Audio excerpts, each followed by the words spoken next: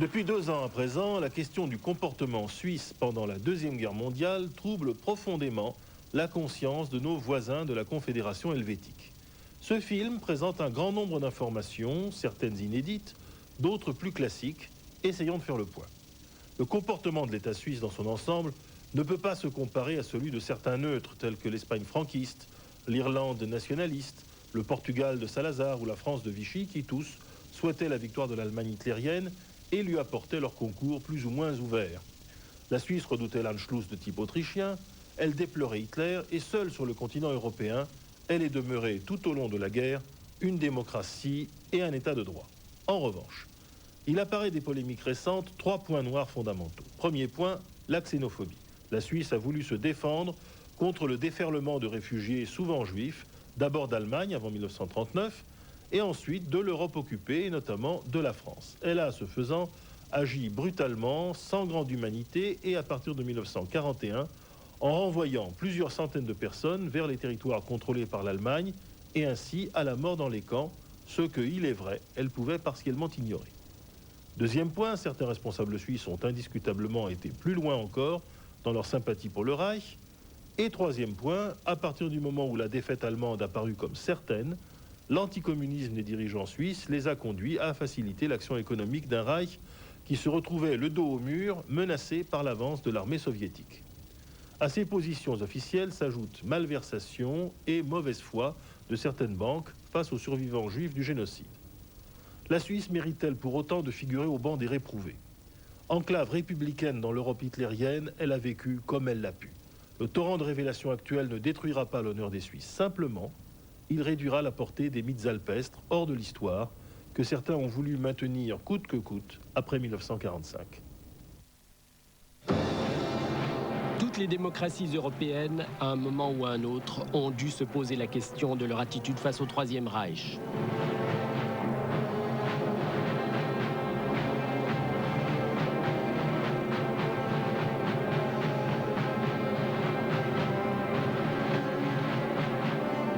En Suisse, jusqu'en 1996, cette question semblait claire.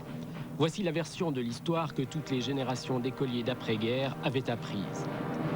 Pendant la Deuxième Guerre mondiale, la Suisse était comme le village d'Astérix, un petit État encerclé mais courageux qui avait su résister au nazisme. Officiellement, la Suisse était neutre, mais de cœur, elle était du côté de la démocratie, donc des alliés. L'armée suisse avait dissuadé les nazis de nous attaquer en montrant sa détermination à résister coûte que coûte et les armes à la main.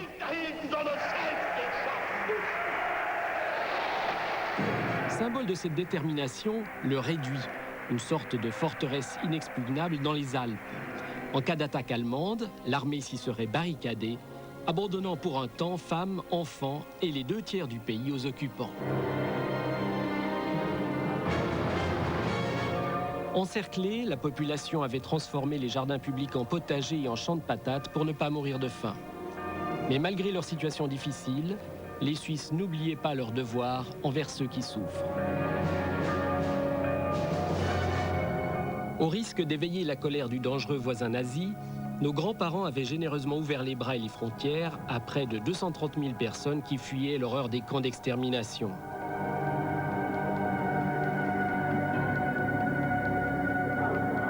Les nazis traquaient les biens des juifs allemands. La Suisse avait introduit le secret bancaire pour que les juifs puissent mettre leurs économies à l'abri, en toute sécurité, dans les banques suisses. La Suisse avait été très généreuse pour les enfants victimes de la guerre. Semaine après semaine, des centaines d'enfants sous-alimentés arrivent dans notre pays. Ils ont vu de près les horreurs de la guerre.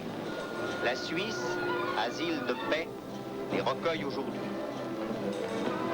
Le lendemain matin, les parents adoptifs, 12 papas, mamans suisses au cœur débordant de dévouement, viennent chercher les petits protégés, les hébergeront et soigneront pendant 3 mois. Un à un, les petits sont amenés vers ceux qui feront tout pour les rendre heureux. Cette image d'Épinal aurait dû nous paraître suspecte, mais elle était si convaincante, si satisfaisante et fonctionnait si bien que personne n'avait de raison de la mettre en doute. Elle confirmait que la Suisse est vraiment un cas à part, une terre bénie de la Providence, Un peuple qui ne plie pas devant l'adversité, courageux, honnête et généreux, comme son chef des armées et héros national, le général Guisan. Adieu, noble bannière. Je vous remets aujourd'hui aux autorités du pays, intactes, libres et fiers. Le réveil a été plutôt brutal. Je dois vous dire que cette soi-disant neutralité n'était pas neutre du tout. Ces gens étaient les banquiers des nazis, ils étaient de leur côté, et ça me choque beaucoup. Le gouvernement suisse était du côté des nazis. C'était un allié volontaire du Troisième Reich pendant la guerre. D'autres pays sont également concernés, mais aucun ne porte une aussi grande responsabilité que le gouvernement et les banques suisses de cette époque, et leurs successeurs actuels, bien sûr. Il y a ce mythe qui dit que les Suisses étaient tapis les armes à la main dans les tunnels de leurs montagnes et retenaient les hordes nazis. Ce n'est pas vrai du tout. En réalité, le gouvernement suisse a acheté sa neutralité. Nous ne pouvons oublier que le gouvernement suisse a sauvé quelques juifs. Mais que dire des autres qui ont été renvoyés à la Gestapo? Depuis la fin de la guerre froide, le Congrès juif mondial et l'Agence juive tentent de retrouver les biens des victimes de l'Holocauste. Mais en Suisse, ils se sont heurtés à un mur. Les dirigeants des grandes banques helvétiques leur ont sèchement signifié qu'ils n'avaient pas de compte à leur rendre.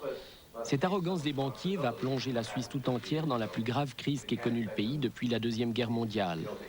Le Congrès juif mondial va désormais mener une véritable croisade, non seulement contre les banques, mais aussi contre cette belle image d'une Suisse généreuse, petit pays héroïque et isolé, qui aurait réussi à faire peur à la Wehrmacht d'Hitler. Depuis 25 ans, des historiens suisses explorent cette période de l'histoire. Dans leurs livres, ils ont dévoilé une bonne partie de la vérité. Mais pourtant, le mythe tenait bon. Les accusations publiques du Congrès juif mondial ont provoqué un véritable choc. La Suisse a dû regarder son passé en face. Elle a dû reconnaître que, comme puissance industrielle et financière, elle a été étroitement mêlée au conflit.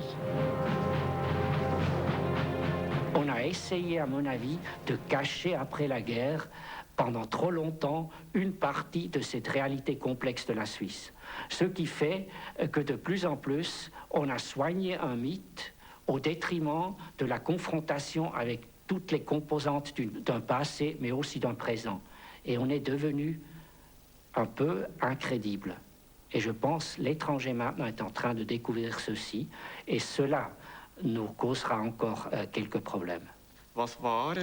Il faut étudier les mythes sur lesquels la Suisse a vécu depuis le début du siècle. Des Jahrhunderts bis, sagen wir, zum Zweiten Weltkrieg sich herausgebildet haben, die Schweiz als einsamer Fels. Le mythe d'un pays comme un rocher isolé au milieu d'une mer en feu et qui n'a pas besoin de se préoccuper des relations internationales, mais seulement de son porte-monnaie et des avantages qu'il retire de sa situation.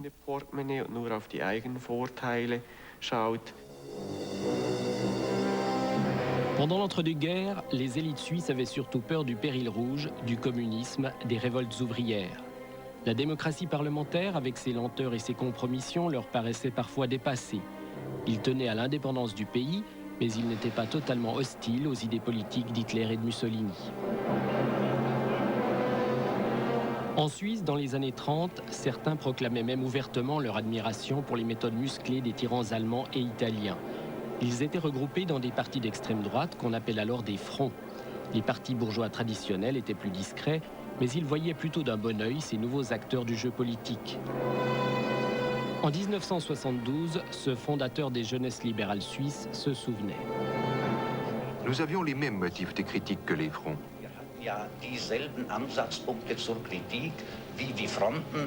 Notre vision de la société était dans une large mesure pareille à celle des fronts. L'historien Edgar Bonjour, aujourd'hui décédé, a le premier fait la lumière sur cette attitude ambiguë d'une partie de la droite suisse avant la guerre. En premier lieu, disons que certains aspects du mouvement néo-allemand ne déplaisaient pas à certains milieux suisses. Ils étaient convaincus que davantage d'autorité et de discipline ne nuirait pas à la démocratie helvétique. Ensuite, la manière dont le national-socialisme a résolu le problème du chômage, les a impressionnés. Beaucoup de Suisses enviaient alors les succès obtenus par les régimes dictatoriaux. Résorption du chômage, réalisation de belles autoroutes et reconstruction de la puissance militaire allemande. La Wehrmacht faisait l'admiration de toute l'Europe. Avant la guerre, la politique étrangère suisse est plutôt favorable aux dictatures. En 1935, Mussolini envahit l'Éthiopie. Le conseiller fédéral Giuseppe Motta n'hésite pas à reconnaître le nouvel empire. La Suisse légitime ainsi l'agression de l'Italie fasciste. En Espagne, quand le général Franco conquiert le pouvoir par un coup d'État et grâce à l'aide d'Hitler, la Suisse reconnaît rapidement son régime, avant même la fin de la guerre civile, ce qui réjouit beaucoup Berlin et Rome. La Suisse siège à la Société des Nations, l'ancêtre de l'ONU. L'Allemagne nazie et l'Italie fasciste ont quitté avec fracas cette institution qu'ils détestent. La Suisse reste membre, mais en 1938, elle prend ses distances en proclamant sa neutralité absolue, ce qui équivaut à une démission de fait. Berlin applaudit. Hitler annexe l'Autriche le 11 mars 1938. Dans un télégramme, Giuseppe Motta paraît féliciter Berlin et l'Allemagne se réjouit de l'attitude amicale et pleine de compréhension du gouvernement suisse.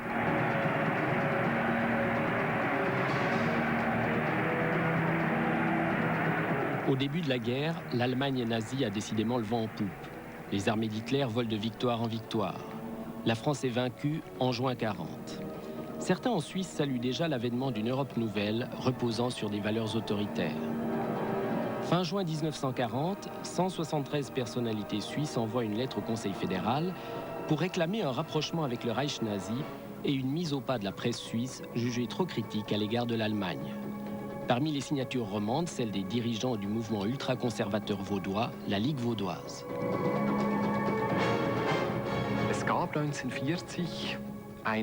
En 1940, les Suisses étaient très déprimés après la défaite de la France, que personne n'avait imaginée. En même temps, l'idée que l'Allemagne allait être le nouveau pouvoir qui allait dominer l'Europe s'imposa peu à peu. Et on a cherché à s'adapter à cette nouvelle situation. C'est surtout pour des raisons de stratégie économique qu'une telle réflexion était menée. Mais certains adhéraient vraiment à l'idéologie nouvelle. Le 1er août 1940, le conseiller national Eugen Bircher a par exemple fait un discours dans lequel il se félicitait qu'on assiste à la fin des idées nées de la Révolution française.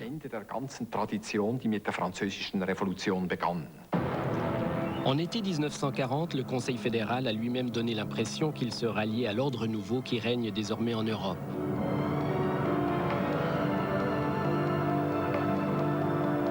Le président de la Confédération, Marcel Pilet-Gola, dans un discours célèbre, a promis au peuple suisse du travail coûte que coûte, à condition qu'il se rallie aux idées nouvelles. L'Europe doit trouver, avant de reprendre essor, son nouvel équilibre, très différent de l'ancien, à n'en pas douter, et qui se fondera sur d'autres bases que celles que, malgré ses vaines tentatives, la Ligue des Nations ne réussit pas à jeter. Il faudra des décisions majeures, et non pas des décisions longuement débattues, discutées, soupesées, des décisions à la fois réfléchies et promptes, prises d'autorité. Oui, je le dis bien, prise d'autorité. Le temps est venu de la renaissance intérieure. Chacun de nous doit dépouiller le vieil homme. Si vous essayez de comprendre les réactions à l'époque sur ce discours, uniquement par exemple en lisant les journaux, vous vous rendez compte qu'on n'était pas du tout trop scandalisé. Un peu, la presse social-démocrate était un peu scandalisée, mais par exemple la Parole, créer du travail coûte que coûte, mais pourquoi pas, et puis s'adapter au nouvel ordre. Mais la majorité, en fait, de ces élites étaient en train de réfléchir comment s'adapter au nouvel ordre. Peu après, le 10 septembre, autre geste surprenant du président Pilet-Gola, il accorde une entrevue à 3 chefs frontistes suisses qui entretiennent des rapports très étroits avec l'Allemagne.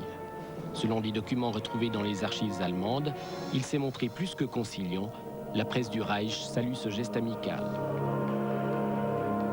Pendant ce même été 1940, le chef de l'armée, le général Guisan, a prononcé son fameux discours du Grütli, présenté après la guerre comme l'acte qui a redonné courage au peuple suisse. Mais ce même Guisan, presque au même moment, le 14 août 1940, a envoyé une lettre à son ami, le conseiller fédéral Rudolf Minger. Pour le général, aucun doute, la Suisse doit faire de vigoureux efforts pour se rapprocher de l'Allemagne nazie. Il y aurait lieu d'envisager désormais entre Berne et Berlin un échange de vues d'une autre ampleur. Il faudrait inaugurer dès maintenant une politique de prestige et de propagande suisse qui viserait en premier lieu à s'exercer en Allemagne. Un épisode peu connu des relations entre l'armée suisse et l'Allemagne nazie montre à quel point on songeait plus alors à se concilier les bonnes grâces de Berlin qu'à prendre ses distances. Le 15 octobre 1941, les armées d'Hitler sont en pleine campagne de Russie. Une mission de médecins et d'infirmiers militaires suisses part sur le front russe aux côtés de l'armée allemande avec la bénédiction du Conseil fédéral. Une mission humanitaire neutre? Pas du tout. Les Suisses sont soumis au règlement allemand. Ils n'ont même pas le droit de soigner les blessés russes, comme le confirmait un des participants en 1972. Oui, C'est bien exact. c'est exact. C'était un ordre. C'était un ordre émanant des responsables de la centrale sanitaire à Smolensk. La plupart des participants suisses à ces missions sont plutôt pro-allemands. Mais ce que le docteur Bucher va découvrir sur le front russe va hanter longtemps ses nuits. Il est mis brutalement en face de la barbarie nazie avec ses exécutions massives. Les otages ont dû se ranger dans le sens de la longueur et s'agenouiller devant la fosse. Quelques-unes des femmes tenaient les enfants dans les bras. Je vois encore un petit garçon de 6 ans, je m'en souviens très bien. Il traînait les pieds dans la neige et manifestement ne se rendait pas compte de ce qui se passait ici. Les otages se sont agenouillés et, commençant chacun à une extrémité, 2 soldats ont commencé à tirer des coups de feu dans la nuque de leurs victimes qui tombaient les unes après les autres dans la fosse. Et puis, je me suis évanoui. Bucher revient horrifié. Il organise des conférences pour alerter l'opinion publique suisse, mais le gouvernement lui ordonne de se taire.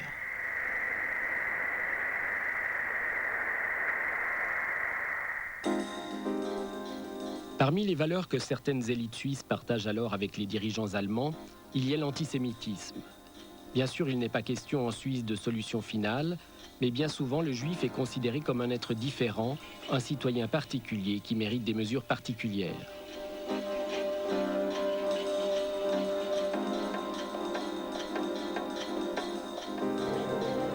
Parmi les intellectuels de droite des années 30, dans notre pays également, il est de bon ton d'être antisémite. C'est par exemple le credo des futurs dirigeants du mouvement conservateur, la Ligue vaudoise.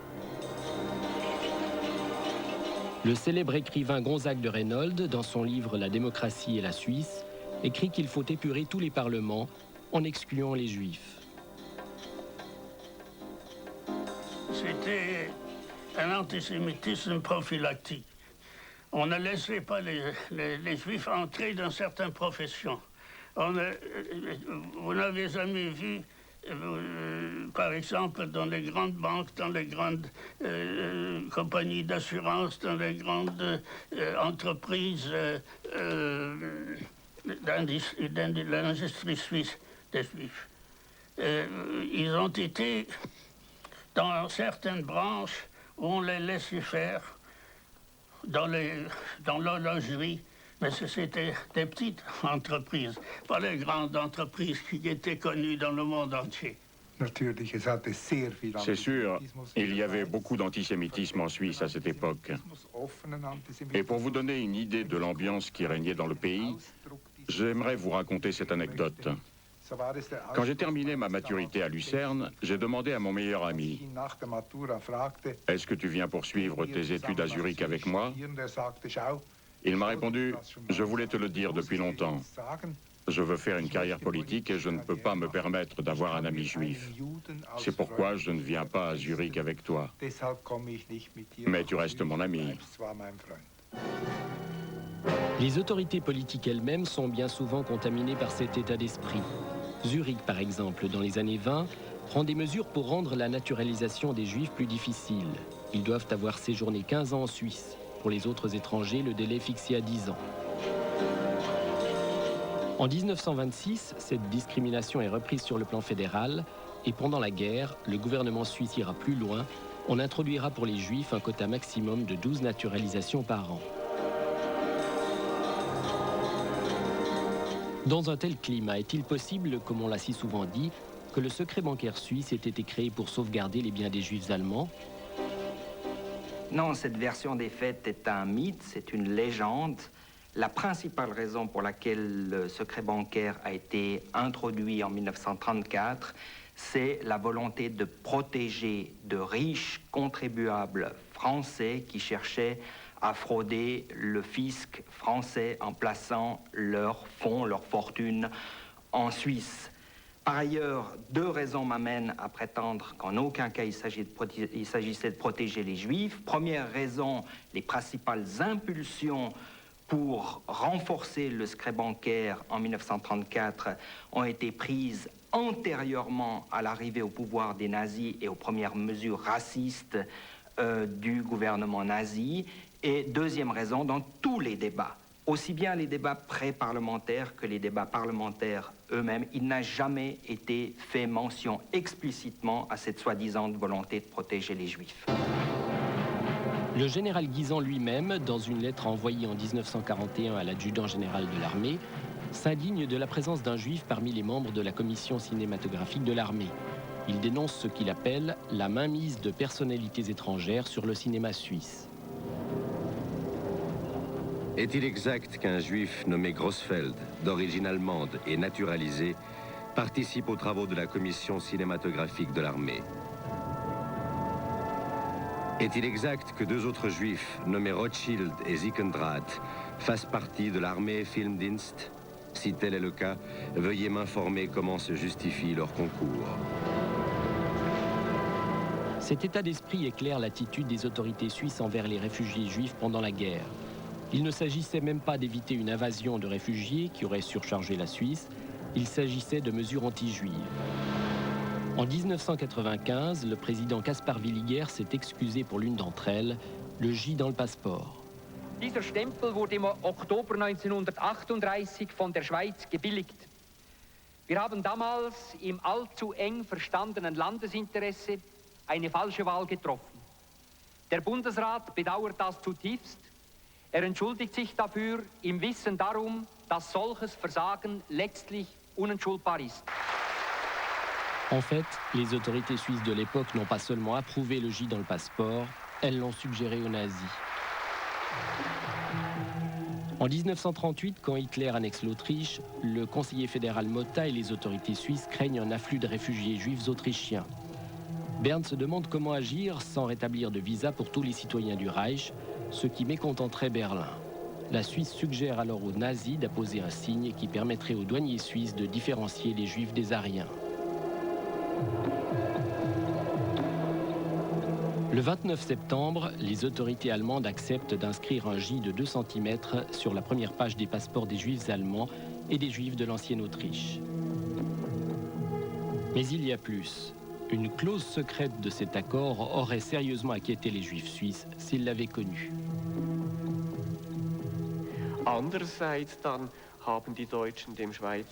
Les Allemands ont accepté la suggestion des Suisses, à la condition que Berne envisage également de mettre un J dans le passeport des Juifs suisses. Cette exigence théorique des Allemands n'a jamais été appliquée, mais elle figure dans l'accord entre la Suisse et le Reich.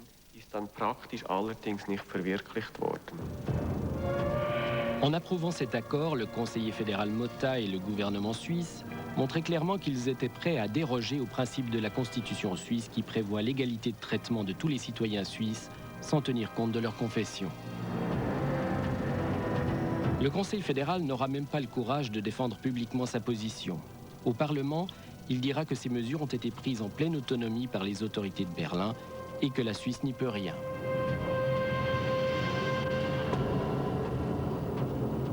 Depuis 1919, l'homme clé de la politique d'immigration en Suisse, c'est le chef de la police fédérale des étrangers, Heinrich Rothmund. Un homme qui fait étalage de son antisémitisme.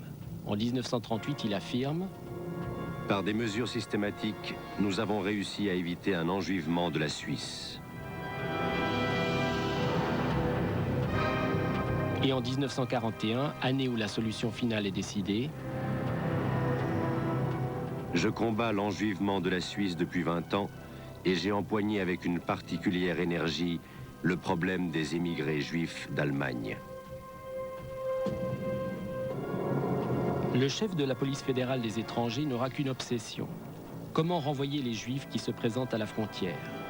Mais il n'était pas seul. Cette politique était encouragée par le chef du département fédéral de justice et police, Eduard von Steiger, ancien avocat de la légation allemande à Berne. Le comble de l'horreur est atteint en août 1942. Depuis le début de l'année, les nazis se déchaînent dans toute l'Europe contre les Juifs. Il ne s'agit plus seulement de violences comme l'étoile jaune ou la confiscation des biens. Les Juifs sont déportés en masse et exterminés dans les camps de concentration. Dès juillet 1942, l'information sur l'existence d'un génocide organisé est parvenue à Genève à un représentant du Congrès juif mondial, Gerhard Riegner. Il l'a transmise au monde entier. Les autorités suisses savent ou doivent se douter que la plupart du temps, c'est la mort qui attend les Juifs refoulés.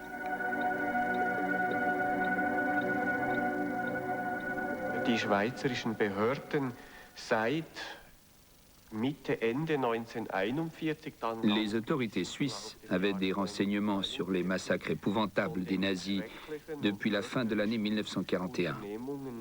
Et ils les connaissaient avec certitude depuis 1942. On savait en Suisse, mais aussi à Londres et à Washington, ce qui se passait en Europe de l'Est. On connaissait l'élimination systématique des Juifs d'Europe.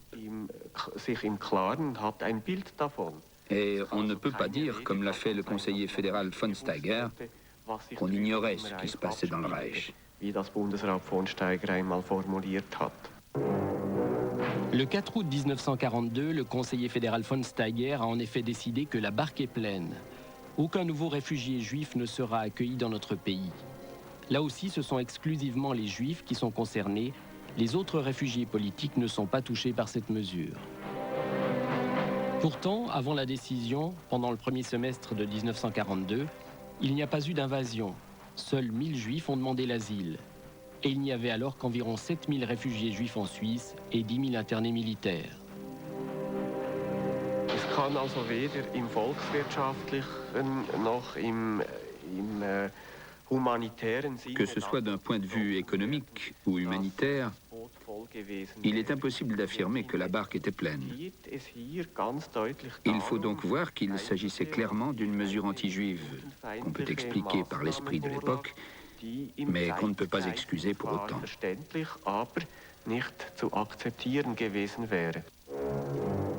Jamais l'Allemagne ne formulera la moindre exigence, ni ne fera le moindre reproche à la Suisse quant à sa politique des réfugiés. Le conseiller fédéral von Steiger, en octobre 1942, reçoit cordialement les représentants d'un mouvement d'extrême droite raciste, la Fédération patriotique suisse. Ils sont venus réclamer la plus grande fermeté contre les réfugiés juifs. Loin de protester, von Steiger leur répond qu'il partage leurs préoccupations et il prononce cette phrase stupéfiante. Le peuple suisse doit savoir ce que ça signifie d'avoir des Juifs étrangers chez soi, jusqu'à ce qu'ils réagissent en disant « ça suffit ». La décision du Conseil fédéral de ne plus accueillir les Juifs en danger de mort provoquera de très fortes réactions dans l'opinion publique suisse. Devant la vague de protestations, la mesure d'interdiction sera adoucie. Les malades, les femmes enceintes, les enfants de moins de 16 ans et les personnes âgées ne seront plus refoulés.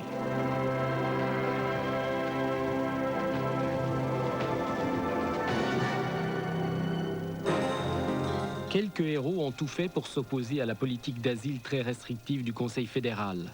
Ils l'ont parfois payé cher, comme le capitaine de police saint-gallois Paul Gruninger, qui sera exclu de l'administration et qui vient seulement d'être réhabilité.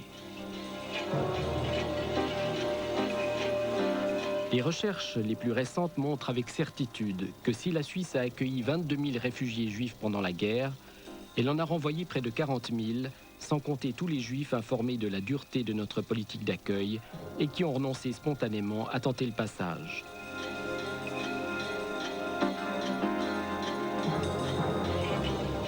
La Confédération a aussi demandé à la petite communauté juive de Suisse, 20 000 personnes à peine, de subvenir aux besoins des juifs étrangers qui fuyaient la terreur nazie dans notre pays.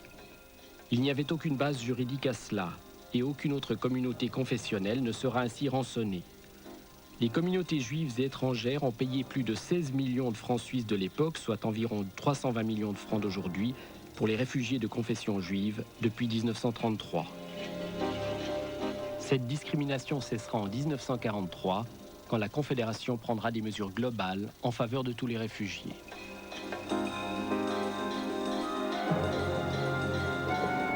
Derrière l'accueil par la Suisse des enfants victimes de la guerre se cachait un autre marchandage sordide. Rothmund était obsédé par l'idée de la surpopulation. Quand il avait dû malgré tout accueillir des réfugiés, il essayait à tout prix de leur faire quitter le pays. Berne négocia le marché suivant avec le gouvernement français. La Suisse accepta d'accueillir quelques milliers d'enfants victimes de la guerre pour des séjours de 3 mois. En contrepartie, le gouvernement du maréchal Pétain accorda des laissez-passer pour que des personnes réfugiées en Suisse puissent traverser le territoire français pour émigrer hors d'Europe. Là encore, la générosité était très calculée. Quand la Suisse se vante d'avoir accueilli 230 000 réfugiés en 1939-1945, elle oublie de préciser qu'elle s'est surtout montrée généreuse à la fin de la guerre, quand il a été évident que les Allemands avaient perdu et que le danger était écarté. C'est en été 1944 qu'elle ouvre largement ses frontières. La Suisse comptera alors jusqu'à près de 100 000 réfugiés civils et militaires sur son territoire, sans que la barque ne coule. Quant à faire toute la vérité sur ce sujet, c'est devenu mission impossible. En 1955, une bonne partie des documents concernant le problème des réfugiés, conservés aux archives fédérales, a été mystérieusement détruite.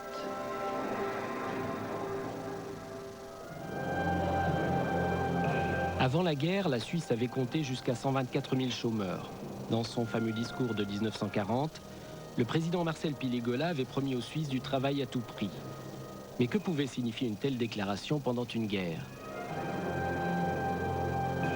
La réalité des rapports de force internationaux, la guerre, a aussi contraint la Suisse de se développer dans un autre sens, c'est-à-dire accepter le nouvel ordre, essayer de s'intégrer, de participer dans ce empire qui était en train de se créer autour de l'Allemagne, et notamment de chercher en fait une collaboration économique la plus rentable, c'est-à-dire celle qui faisait marcher le mieux l'appareil économique de la Suisse, tout en lui accordant des profits intéressants, et tout cela en s'intégrant quand même pas trop dans cette Allemagne pour être complètement considéré comme un ami en fait de cette puissance.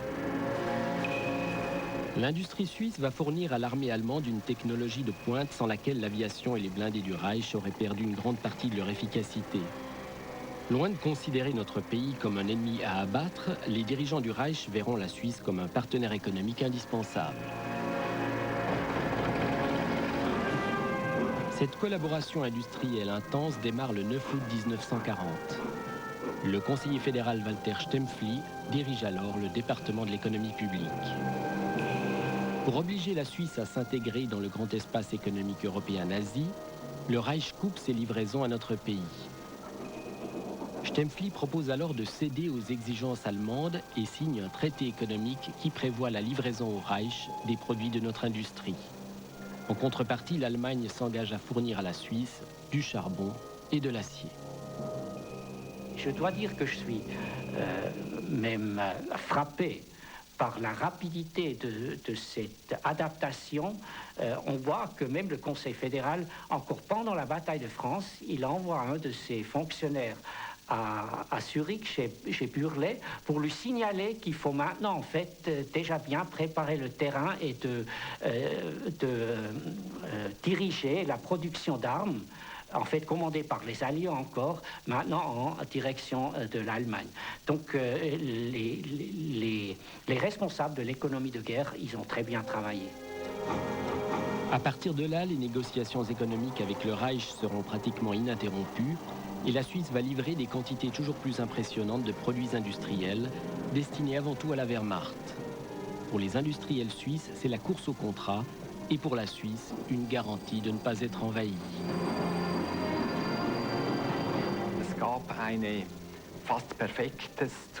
La recherche du profit et le besoin de sécurité se conjuguaient parfaitement. Ce qui apportait des bénéfices accroissait effectivement aussi la sécurité de la Suisse. Mais en consultant certaines sources, j'ai quand même l'impression que la principale motivation, c'était la volonté de faire des affaires. À tel point que même l'ambassadeur de Suisse à Berlin, pourtant un pro-allemand notoire, demandait aux industriels suisses un peu plus de retenue.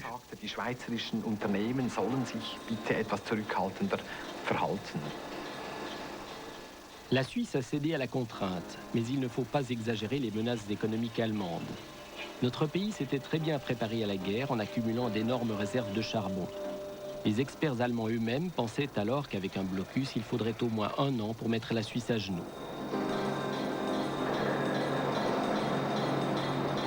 De 1939 à 1943, pendant les années triomphantes des nazis, les exportations suisses vers le Reich triplent.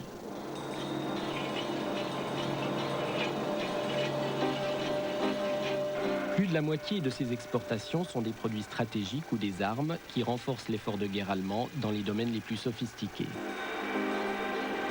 En tout, de 1940 à 1944, la Suisse a livré pour 1,4 milliard de francs suisses d'armes et de matériel stratégique à l'Allemagne, soit pour plus de 25 milliards de nos francs actuels.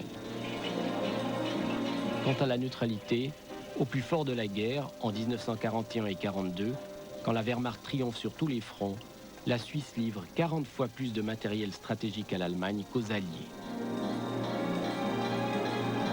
Le principal bénéficiaire de ce boom, le marchand de canons Georg Emil Burlet, qui, à lui seul, remporte la moitié du gâteau des exportations d'armes. Entre 1939 et 1945, sa fortune personnelle passe de 8,5 millions à 170 millions de francs suisses. Mais en tête du hit parade, il y a aussi Tavaro et Hispano Suiza à Genève et Dixie au Locle.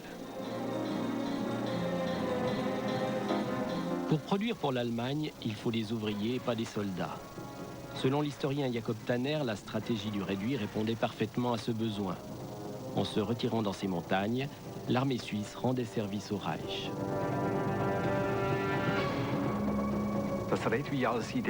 L'idée du réduit a été trouvée par des officiers suisses plutôt pro-allemands. Ils cherchaient comment s'adapter à la victoire des armées du Reich.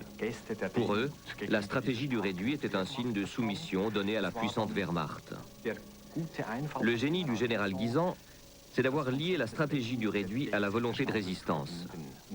De dire, nous nous retirons dans les fortifications des Alpes, mais c'est pour résister.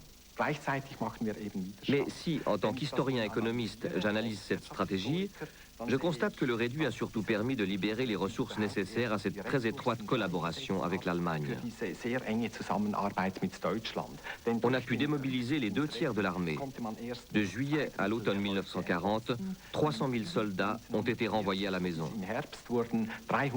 Ils ont pu retourner travailler dans les usines. En été 1940, au moment où le risque d'invasion militaire est le plus grand, l'armée démobilise effectivement les 2 tiers de ses troupes combattantes pour satisfaire les besoins de l'économie. Quant à l'effet dissuasif du réduit sur les Allemands en 1940, il était nul. Berlin n'en connaissait même pas l'existence. Pendant la guerre, les soldats suisses ont réellement fourni un dur travail dans des conditions difficiles. Le mythe du réduit a permis de valoriser leur effort. On a dit que c'était grâce à eux que la Suisse avait été épargnée. En même temps, ce mythe a permis d'oublier les autres raisons, les grands services rendus aux Allemands par l'industrie et les banques suisses. Ainsi, le mythe du réduit est devenu cette image de la Suisse qui rendait service à tout le monde.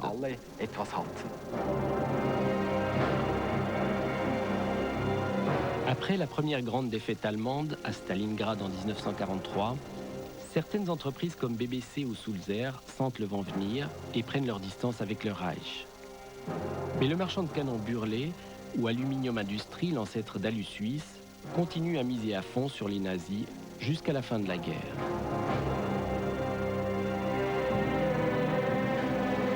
Industrie d'exportation, l'aluminium occupe le 6e rang parmi toutes celles de notre pays. L'aluminium, métal du XXe siècle, l'aluminium, invention adoptée depuis 50 ans par l'industrie de notre pays, symbolise admirablement la qualité du travail suisse. Pour Alu Suisse, la guerre est en effet une période faste. L'usine de Chipis triple son personnel et quadruple sa production. On s'en doute, ce n'est pas en fabriquant des boîtes de conserve. L'aluminium est très demandé parce qu'il entre dans la fabrication des bombardiers et des avions de chasse.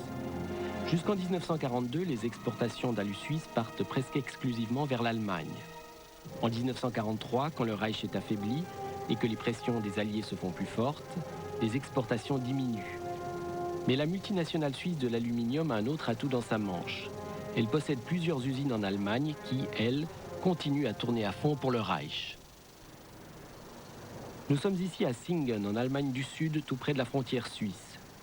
Dans cette usine, Alu Suisse a non seulement abondamment contribué à l'effort de guerre nazi, mais l'entreprise a accepté d'employer des travailleurs forcés, raflés par la Wehrmacht en Ukraine, des travailleurs soumis à un régime proche de celui des camps de concentration. Comme Alu Suisse, deux autres entreprises helvétiques, Georg Fischer et Maggi, possèdent des filiales à Singen. Pour être sûr d'obtenir des commandes de la Wehrmacht, elles ont recruté des dirigeants au sein du parti nazi. Quand les ouvriers allemands partis pour le front sont venus à manquer, ces entreprises suisses qui entretiennent toujours des rapports très étroits avec leur maison mère ont réclamé et obtenu des travailleurs esclaves, hommes, femmes et parfois enfants, enrôlés de force dans les pays de l'Est. La Suisse servait aussi de banquier à Berlin. Les Allemands se servaient dans le supermarché suisse, mais ils achetaient à crédit. En 1940, le gouvernement suisse avait accepté d'ouvrir un crédit au Reich, un crédit qui ne cessera de se creuser pendant la guerre pour atteindre le montant faramineux de 1,1 milliard de francs suisses en 1945, soit 20 milliards de nos francs actuels. C'était une sorte de pari sur la victoire finale d'Hitler. L'Europe conquise et la guerre terminée, les Allemands auraient remboursé la Suisse. Est-ce qu'on peut dire qu'en quelque sorte, le contribuable suisse finançait l'effort de guerre allemand? Directement, puisque toute une partie de ces exportations de produits stratégiques étaient très utiles à l'effort de guerre allemand et ces exportations étaient financées par des crédits publics en Suisse. De tous les pays neutres, c'est la Suisse qui a le plus prêté aux nazis. En 1945, l'Allemagne doit 30 millions de francs suisses à la Suède et au Portugal, 180 millions à l'Espagne et plus de 1 milliard à la Suisse. Les finances, c'est le talon d'Achille du Reich nazi. Dans leur délire, Hitler et ses sbires rêvaient d'un empire qui se suffirait à lui-même. La réalité les a vite rejoints. Pour poursuivre l'effort de guerre, Berlin dépend de matières premières que les Allemands ne peuvent trouver que dans les pays neutres comme la Suède, le Portugal, l'Espagne ou la Turquie. Mais il faut les payer. Sur le plan international, le Reichsmark ne vaut rien. Les Allemands ont pillé l'or des pays conquis et même jusqu'aux dents des Juifs morts dans les camps. Mais les neutres refusent cet or volé. Ils ont peur de devoir le rendre si l'Allemagne perd la guerre. Là encore, la Suisse vole au secours du Reich. La Banque nationale suisse accepte de racheter cet or volé contre de bons francs suisses que les Allemands peuvent utiliser pour payer leurs fournisseurs. Après la guerre, les dirigeants de la Banque nationale, Paul Rossi, Alfred Hirsch et Ernst Weber, ont tenté de faire croire qu'ils ignoraient qu'il s'agissait d'or volé. Depuis, la recherche historique a démontré que les trois directeurs étaient parfaitement au courant. Nous avons par exemple un document découvert récemment par Michel Fior, un chercheur neuchâtelois. Il s'agit du procès-verbal d'une réunion du directoire de la Banque nationale. Le Vaudois Paul Rossi propose tout simplement de refondre les lingots volés fournis par les Allemands pour que les propriétaires légitimes ne puissent les reconnaître et les réclamer par la suite.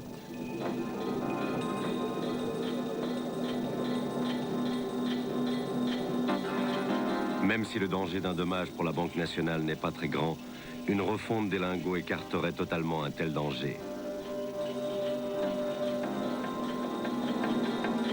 Malgré ces manœuvres, les directeurs de la banque n'ont pu dissimuler l'énormité du trafic. Pendant la guerre, la Banque nationale suisse a acheté pour 1,2 milliard de francs d'or à la Reichsbank, soit plus de 20 milliards de nos francs. Ils avaient une stratégie qui était la bonne stratégie. Bien entendu, suivant cette stratégie, ils prenaient des risques. Ils se sont rendus compte de ces risques. Le risque était celui de l'or volé. Ils prenaient des risques qui étaient de nature politique et morale. Ils avaient du côté juridique examiné les choses avec soin. Et c'est ce problème politique et moral qui, à mon sens, aurait pu être mieux géré que ce qu'il a été fait. Pourquoi les dirigeants de la Banque nationale ont-ils accepté de se rendre complices de ce trafic? Plusieurs explications ont été avancées. D'une part, le profit. Chaque transaction donnait droit à une commission. Grâce à l'or, la banque a gagné 20 millions de francs suisses pendant la guerre, soit 400 millions d'aujourd'hui. On a aussi évoqué la lutte contre l'inflation. Je crois qu'il faut tout d'abord avoir une certaine vision d'ensemble pour juger le comportement de la Banque nationale durant cette période. À l'époque, comme aujourd'hui, elle devait maintenir la confiance dans la monnaie.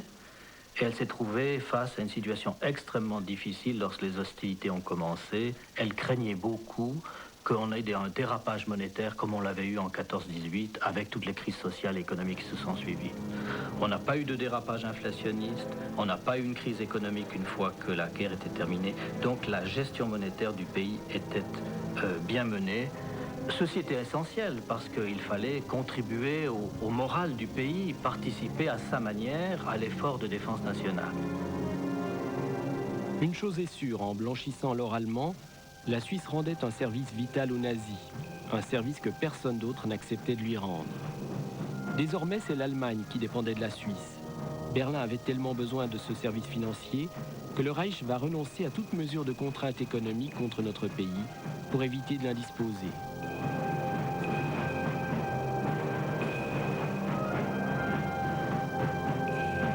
Bien mieux que son armée et que le réduit du général Guisan, c'est le blanchissage de l'or allemand qui a garanti l'indépendance de la Suisse. Si la Confédération avait été intégrée au Reich, le franc suisse, si précieux pour lui, n'aurait plus rien valu. Les Allemands n'avaient plus aucun intérêt à envahir notre pays. Acheter de l'or volé pour éviter une invasion, c'est immoral mais compréhensible. Mais on s'explique mal pourquoi la Banque nationale a continué à rendre ce service vital au Reich nazi en 1944, alors que la Suisse ne court plus de risques, et même en 1945, 3 semaines avant le suicide d'Hitler. La Banque nationale a mené des opérations avec les belligérants, elle en a mené avec les Alliés, elle en a mené avec les Allemands, elle en a mené avec les Alliés dans une proportion encore plus importante qu'avec l'Allemagne. Il s'agissait de vendre du franc suisse en achetant de l'or. On l'a fait avec les Américains, on l'a fait avec les Allemands.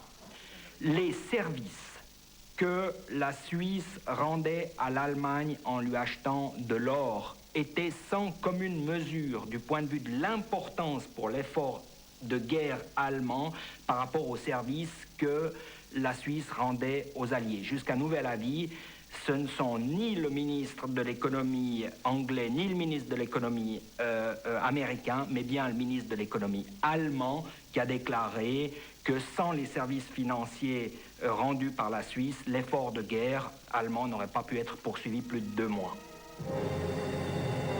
La Banque nationale n'a pas été la seule à acheter de l'or volé. Les grandes banques commerciales ont elles aussi acheté beaucoup d'or aux nazis jusqu'en décembre 1942. Dans son livre « Affaires bancaires avec l'ennemi », le journaliste zurichois Jan Trepp évoque cette activité. Entgegen dem, was landläufig gesagt wird, nämlich es hätte kein internationales... Contrairement à ce qu'on prétend toujours, les grandes banques commerciales ont pu faire des transactions internationales pendant la guerre. Ein internationales Geschäft. Die Banken haben... Elles avaient une certaine marge de manœuvre et elles en ont profité. L'Union de banques suisses, par exemple, était pratiquement la banque d'État de la Roumanie. Ce pays était dirigé par le régime fasciste du maréchal Antonescu, un régime allié à l'Allemagne nazie contre l'Union soviétique. L'UBS a effectué de nombreuses transactions sur l'or pour le compte de la Roumanie. Et après la guerre, on a même retrouvé dans les coffres de l'UBS un peu d'or volé à la Banque nationale belge.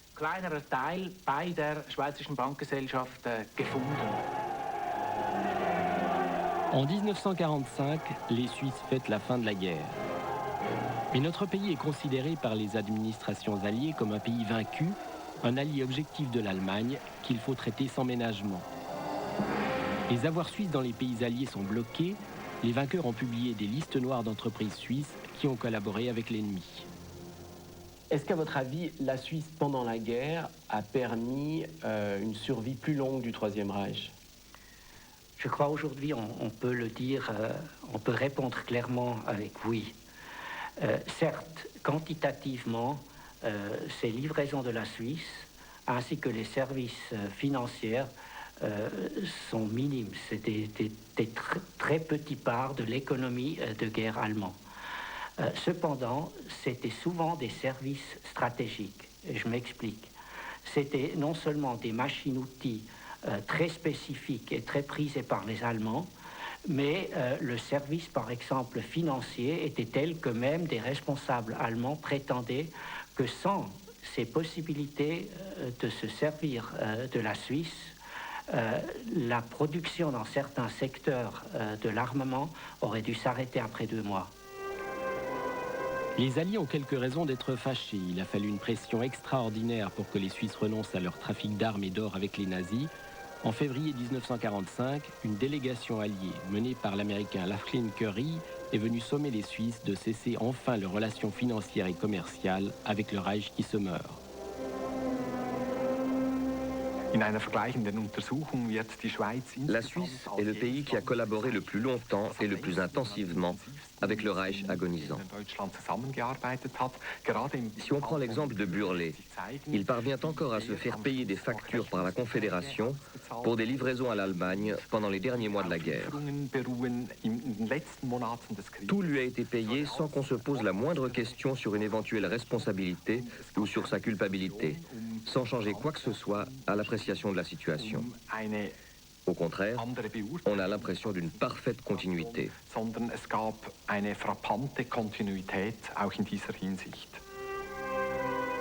Il faut que les Alliés menacent d'affamer la Suisse pour que le gouvernement cède. Dans son télégramme à Washington annonçant la réussite de sa mission, Laughlin Currie dit que la Suisse a capitulé.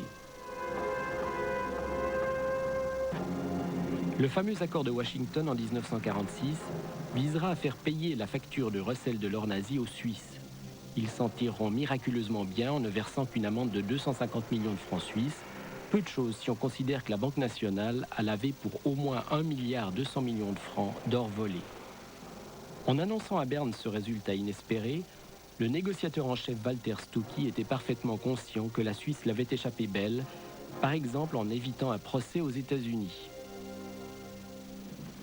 Ich habe eingangs gesagt, dass die Alliierten über die Presse der ganzen Welt verfügen. Sie hätten die Schweiz als Ort und Hehler von Hunderten von Millionen gestohlenem Gold darstellen können, ohne dass wir uns hätten verteidigen können. Man hätte den guten Namen der Schweiz und ihrer Nationalbank in sehr gefährlicher Weise demolieren können. En 1946, à Washington, les négociateurs suisses avaient dû s'engager auprès des Alliés à faire toute la lumière sur les avoirs des victimes de l'Holocauste. Mais les banquiers suisses ne l'entendaient pas de cette oreille. L'affaire des fonds en déshérence pour les banques suisses dans l'immédiat après-guerre, c'est un tout petit souci, pour ne pas dire le cadet, de leurs soucis. Leur véritable souci, c'est de maintenir le secret bancaire le plus hermétique possible. La place financière suisse était considérablement renforcée pendant la guerre. Les banques suisses n'avaient pas du tout l'intention de se soumettre à leurs concurrentes américaines. En août 1947, le secrétaire de l'Association suisse des banquiers, Albert Kaflich, le dit sèchement au Conseil fédéral.